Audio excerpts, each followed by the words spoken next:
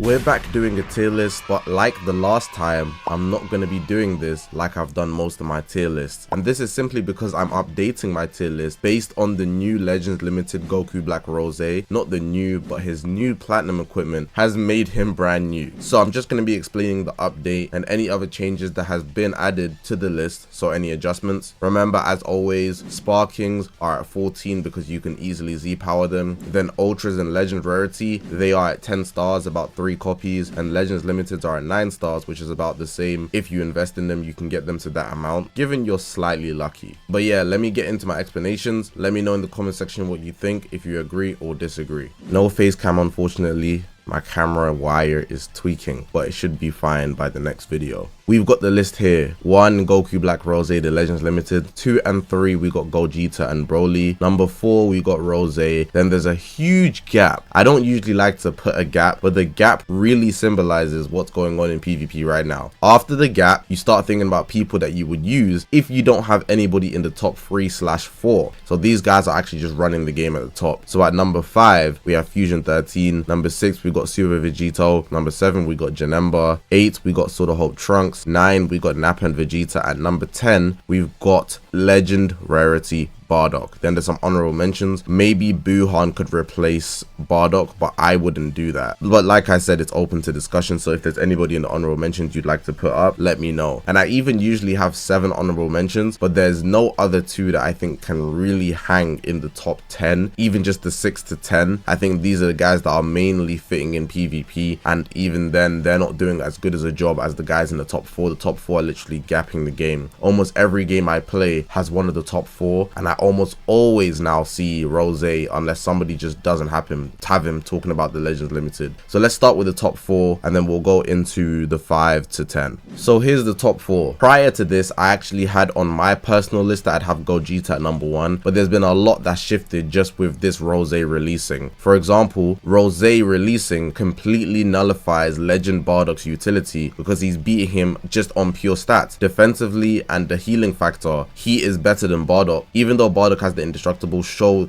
he can be unkillable, but with the amount of damage this guy's doing, it's actually more than what Ultra Gogeta is doing, and that alone makes Bardock a lot more vulnerable to damage, and in general he would just get clipped regardless of the fact. Before, it was a lot more nuanced where you could actually get scenarios where Bardock could be very useful because the game wasn't in a state where somebody's just overriding everybody else. There was a lot of elements in the game that are valuable, but now there's been a huge shift because of this yellow breaking the deadlock, in my opinion. But even if I took my personal list where Gogeta was number 1, this guy is yellow at number 1, and he's literally performing at a better defensive rate than Gogeta sometimes. Even offensively, he's performing better against yellows. Why are you yellow doing more damage to yellows than red that's supposed to be type advantage? It makes no sense. And the same thing with all the other guys. He's doing more damage to blues than Broly can do to blues as a yellow. He's doing more damage to reds, like I already explained with the yellows, but this case is reds, than the Xenoverse 2 Rosé. Then he's blue and he can do damage to blues because he's type advantage, but he's just Legend Limited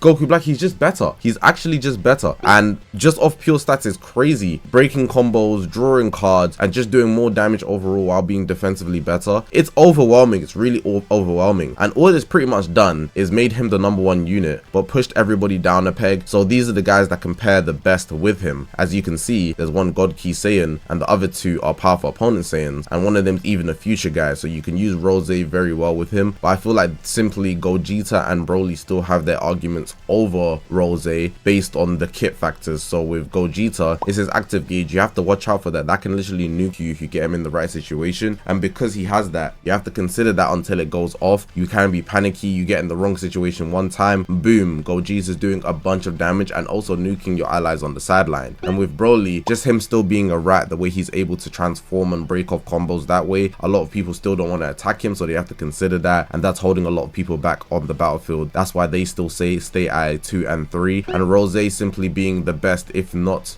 the best, one of the best, if not the best partner for the yellow Legend Limited Goku Black Rosé. He's blue, so he protects yellow from red. Not like he needs it, but again, you could make a bunch of mistakes. So the Xenoverse 2 Rosé being up here makes a lot of sense. Some people might even have him as an argument to put him in number 2/3. I think 4 simply because he's worse kit-wise than Gogeta and Broly. And being real, these guys are just as optimal as partners, besides from the element, than Rosé. So simply because they are better in the meta in terms of performance more consistently. Not by far though, like it's not even like a point worth pointing out. It's just simply because these guys are newer units, people are adjusting to them more, and their kit simply is more updated for the current meta, that they can be slightly better than Rosé. I think it's easy enough to see, but it's not major enough to like really be like, oh, it's the end of the world. If somebody had Rosé at 2 and 3 on their list, it's not going to be for my list, but I'd still be like, yeah, that's completely fine. But yeah, that's my top 4. There's not much more to explain about it. It's pretty simple. That Rosé is simply clipping everybody off pure stats, and that's crazy in itself. Now we're addressing the gap, and honestly, everybody from 5 all the way to the honorable mentions, it's not even something I really want to argue about. But you know, Fusion 13, because he's a powerful opponent, I think he works very well with Rosé, Broly, and the other Rosé. There's 2 Rosés in the top 4. He also seals blast arts, which is very effective against Ultra Gogeta Blue. Ultra Gogeta Blue also being red means that he's type disadvantage against Fusion 13, and Fusion 13 being on Broly's banner, a lot of people summon on that banner and would pull copies of him, making him extremely meta relevant and effective. It's not just the fact that he's relevant, but he's really effective to beat the other top tier part 1 headliner, Ultra Gogeta Blue. So naturally, he's going to be one of the best, if not the best, Legends Limited, in addition to the factors that I'll explain for the guys below. So we got Legend Super Vegito. Him just being purple is a huge crutch, and he's never been the huge defensive guy. A lot of people are using him for his offenses. It's not that he can't tank in certain situations, but mainly you're trying to fill his gauge. Here's ultimate of go type neutral, do long combos, etc. But with Legend Limited Goku Black doing that much damage, this guy has dropped. People will still use him as a third option because this is a 3v3 game, and you still do want to counter Broly, but it's not to the point where you can keep him in the top 5 in my opinion, based on Goku Black just being an absolute nuker. Then we got Janemba, just another powerful opponent option if you wanted to run double yellow. He's actually very underrated right now. His endurance is buff cancellation, getting his vanish back, double ultimate. He can do a lot, especially with him being on the boost as well. Very underrated pick right now, but he's just slowly climbing the ranks, but can be as useful. Then down here, we've got Ultra Trunks, or the Hope Trunks. Ultra Trunks isn't really great in terms of his departments right now, but because he can pair so well with the 2 Goku Blacks as a future option, I think he's worth using if you do have him. He's not always going to kill in every situation, but he will be the guy to kind of stall because he increased cost. He can go type neutral, he has endurance, and his final hope slash, if you catch the enemy in a pretty bad situation, it will catch you that kill and potentially win you the game depending on how you use it. So it depends on the user for Trunks, but I think for sure he can be up there given that you're just not an absolute idiot.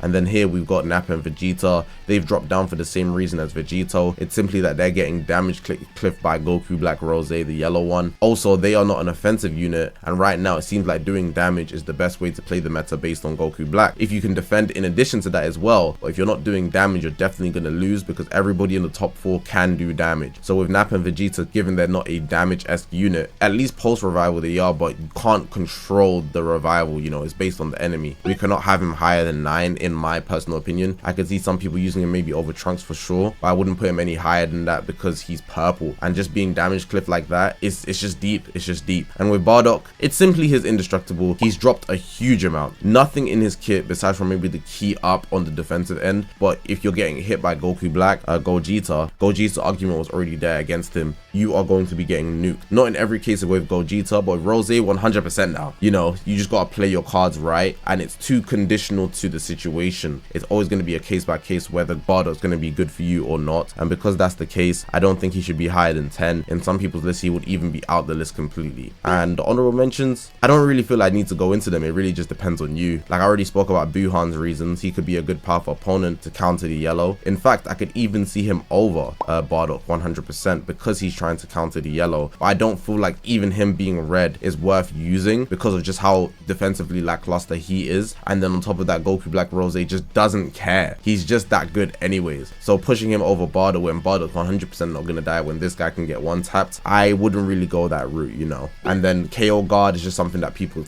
hang to as a crutch. We've got Super Saiyan 4 Goku. You're gonna need the other Legend Limited Super Saiyan 4 Goku to really bring up his value as well. Super Gogeta's there, but really just to counter Rosé. Would I go that route? No, because you would have Broly. And Gohan's just a one-man army. He's good single-handedly, offensively. Defensively, he's definitely fallen off. He requires build-up, and the whole team would have to be built to pretty much give him the best scenario. But he can still do that 1v3 thing if you put him in the right position. But no teams to really attribute him to a top 10 tier list in my personal opinion. Then the fan service, if you like any of the guys, you won, I guess. Broly could make it, will most likely be making the top 10 list when he gets his platinum equipment. But wow, man, the Legends devs, you've done something here with this Rosé at number 1. Interesting. That is the end of the video. It's actually quite mind-blowing that a Legends Limited overtook the 8th anniversary headliners. That was not in my bingo books. Honestly, in the 6th anniversary, I think they Zenkai'd Kid Buu, and he surpassed the likes of fusing Gogeta Blue, but not fusing Super Vegito because of how busted his mechanic is. But in this case, I think they made GB and Broly to a degree balanced on certain ends, but they're still good enough to be top 1 units. But in this case, they just give a Legend Limited the platinum equipment, and he shoots to number 1, just off pure stats. How is the power creep gonna look in this celebration? And that's what worries me for the future. Let me know what you guys think in the comment section below. Hopefully you guys did enjoy this video. If you haven't already, make sure to press the subscribe button. We're on this grind to 200,000 subscribers. I appreciate you guys for watching, man. My name is Zakashi, guys, and I will see you guys in the next one, man.